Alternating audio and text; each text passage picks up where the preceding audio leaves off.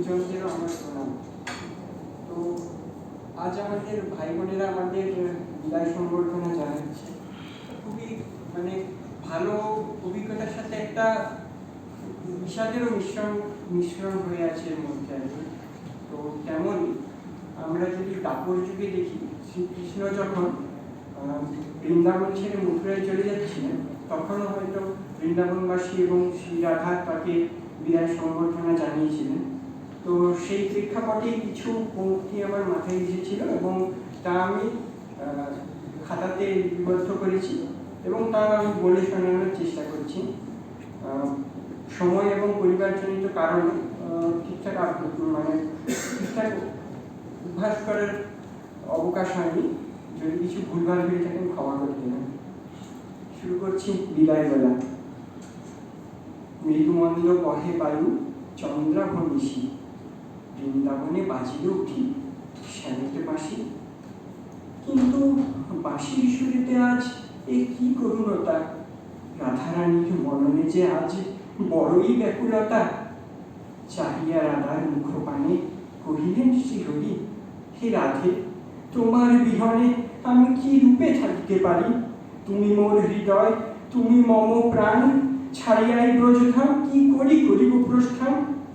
শ্যামস্কন্ধে রাখিয়া শির, নয়নে ধরিয়া অশ্রুনীর, আপন হস্তে রাখিলেন রাধা শ্যামের মুখে দেখি। হে মোর কান্হা, হে মোর প্রাণ, এ আকুলতা দেয় না শোভা, করো মধুদার পরিত্রাণ। জগতের কর্তা তুমি, দিও কর্মেতে ধ্যান, মম হৃদয়ে বিরাজ তুমি, রচ রাসলীলা সর্বক্ষণ। এ কথা শুনিয়া কান্হা রাধা পানে চেয়ে লয়, শ্রীরাধার কর জীবন আপন শিরেতে লয়। মম আধার তুমি, তুমি মোর জ্ঞান, রাধা বিনা বৃথা রবে এই কৃষ্ণ নাম। বংশীতে উঠিল বিষাদ সুর, উঠিল কানিয়া গোপীগণ, মুদিল রাধা কানিতে নগর, নিদ্রা গেল বৃন্দাবন। নিশি শেষে আইল প্রভাত, দিল রবি কিরণ, ব্রজবাসী করিল তাহার গোপালকে স্মরণ। মূর্ছিত পুষ্পরাশি বৃক্ষ সমূহে নাহি যেন প্রাণ, বৃন্দাবনের পশু পক্ষীগণ স্তব্ধিল করতান। সজ্জিত হইল রথ, উঠিল চড়িয়া দুই বালক, কৃষ্ণ পানে চাহিয়া রাধা নাহি পড়ে তার নয়ন পলক।